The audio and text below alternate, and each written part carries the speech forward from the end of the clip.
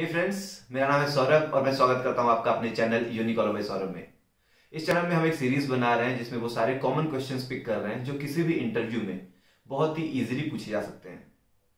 अगर आपने वो सारे क्वेश्चंस नहीं देखे, वो वीडियोस नहीं देखे हैं, तो आई बटन में आपको सजेशंस मिल रहा होगा, आप जाके वहां पे देख सकते हैं। शुरू करने से पहले अगर आपने चैनल सब्सक्राइब नहीं किया है तो प्लीज सब्सक्राइब कर लीजिए, वो बेल आइकन दबाना मत भूलिएगा। इससे जो भी नए नए क्वेश्चंस, नए नए वीडियोस मैं बनाता रहता हूँ आप लोगों के लिए, सबसे पहले नोटिफिकेशन आपके पास आएंगे। लाइक करिए, कमेंट में बताइए किस तरीके की वीडियोस आप लोगों को चाहिए। आज हम जो क्वेश्चन पिक कर रहे हैं वो है where do you see yourself in next 5 years। इसके बहुत सारे तरीके हैं, चलिए शुरू करते हैं।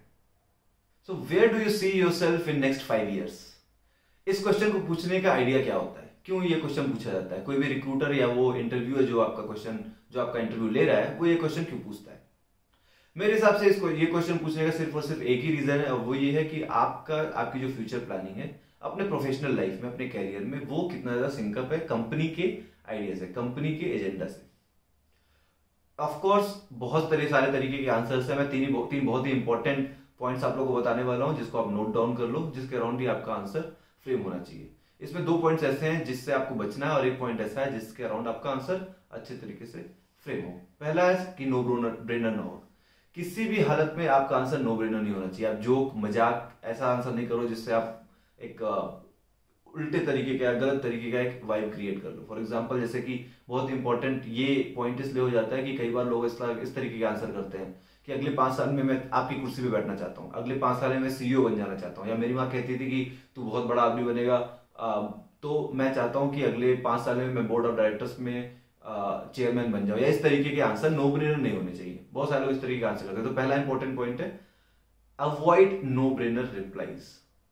दूसरा सबसे इंपॉर्टेंट पॉइंट है कि आपका जो रिप्लाई हो, जो रिस्पॉन्स हो, वो जॉब डिस्क्रिप्शन से सिंकअप होना चाहिए। फॉर एग्जाम्पल, अगर आप इंटरव्यू दे रहे हो सेल्स लीडर का, तो आपका रिप्लाई होना चाहिए कि आप सेल्स डोमेन में ही हो, किस तरीके से आप अगले 5 साल में सेल्स डोमेन में किस तरीके की इंफॉर्मेशन या नॉलेज या स्किल्स गेन करना चाहते हो, किस तरीके के आप सेल्स में किस तरीके की चीजें आप करना चाहते हो सेल्स में। आप ये नहीं बोलोगे कि अगले 5 साल में प्राइम मिनिस्टर बनना चाहता हूँ या अगले 5 साल में किसान बनना चाहता हूँ, क्योंकि वो उस तरीके का आंसर हो सकता है आप बनना चाहो 5 साल में, और किसान बनने में कोई बुराई नहीं है या पॉलिटिक्स में जाने में कोई बुराई नहीं है, बट वो अलाइंड नहीं है इस जॉब रोल से। ठीक है। और तीसरा सबसे इंपॉर्टेंट पॉइंट है, ये किसी भी तरीके से आपके आंसर में ये पता नहीं चलना चाहिए कि आप कंपनी को 6, 7, 8 महीने, 1 साल में छोड़ दोगे, बहुत ही शॉर्ट टर्म पे आप कंपनी छोड़ दोगे। ये पता नहीं चलना चाहिए किसी भी हालत में रिक्रूटर को। 3 बहुत ही इंपॉर्टेंट पॉइंट है। पहला, नो ब्रेनर नहीं होगा। दूसरा, हमेशा सिंकअप होना चाहिए जॉब डिस्क्रिप्शन से। और तीसरा, कभी भी आप ये मत पता लगने दो कि आप बहुत ही जल्दी कंपनी को छोड़ दोगे। ठीक है। आप बहुत ही एम्बिशियस अपने आप को शो मत करो उसमें। ठीक है। तो इससे होगा क्या कि आपके रिक्रूटर को लगेगा कि यार अगली कंपनी इसको ज्यादा पैसा ऑफर करेगी तो ये तो छोड़ के चला जाएगा, किसी प्रोजेक्ट को बीच में छोड़ के जा सकता है, किस तरीके की चीजें हो सकती हैं। तो आप करोगे क्या, किस तरीके का आंसर फ्रेम होना चाहिए? लेट्स से कि फॉर एग्जांपल, अगर आप एक सेल्स लीडर के लिए इंटरव्यू देना चाह रहे हो, मैंने एक आंसर बहुत ही शॉर्ट और क्रिस्प आंसर आप लोगों के लिए लिखा है, वो मैं आप लोगों को बताता हूँ किस तरीके से आप अगर सेल्स लीडर के लिए अगर आप इंटरव्यू दे रहे हो तो। सो इन 5 years I would like to gain and acquire more skills which will professionally develop me in this particular domain. I want to be in sales domain for next 15-20 years. Hence, I want to be an industry expert in this, and I want to help people. Since I have had amazing managers and mentors in my previous companies, I also want to transfer that skill and that experience to my associates in future.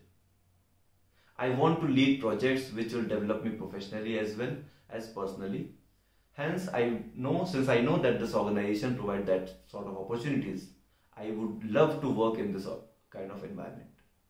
इस तरीके का answer आप frame करके दे सकते हो। आप इसको edit कर सकते हो किसी तरीके से। डिस्क्रिप्शन में नीचे मैं इसका ट्रांसक्रिप्ट आप लोग के सामने एक थोड़ा एडिट करके थोड़ा अच्छे तरीके का एक ट्रांसक्रिप्ट आप लोग के सामने दूंगा। आप लोग उसको चाहो जो उस तरीके से यूज कर सकते हो या अपने जॉब रोल के हिसाब से उसको एडिट कर सकते हो, उसमें कोई दिक्कत नहीं है। लाइक करिए, कमेंट में बताइए किस तरह की वीडियोस आप लोग को चाहिए। मैं और डेवलप करूंगा और नए नए वीडियोस आप लोग के सामने लेके आऊंगा। अपने कलीग्स से शेयर करिए और बताइए मुझे किस तरीके के जॉब इंटरव्यू क्वेश्चंस आप लोग को चाहिए या किस तरीके की और वीडियोस चाहिए। मैं कोशिश करूंगा जल्दी जल्दी उन वीडियोस को बना के आप लोग के सामने दूं। मिलता हूं अगले वीडियो में, तब तक के लिए बाय बाय।